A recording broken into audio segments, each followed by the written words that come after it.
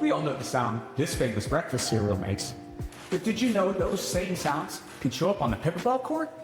And trust me, they're a lot less fun when you're coming through your calves, shoulders, or back. Join us Thursday, December 4th or Saturday, December 6th for Preempt, the Snap, Crackles, and Pops Pickleball. A fun, hands-on class where you'll learn exactly what injuries cause those uh-oh noises and how to best preempt them before they start.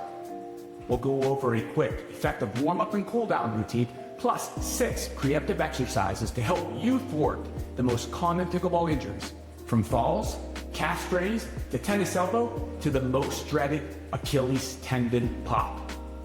This program will help keep you healthy, moving well, and ready to play, so the only sounds that you hear are the ones coming off your palate.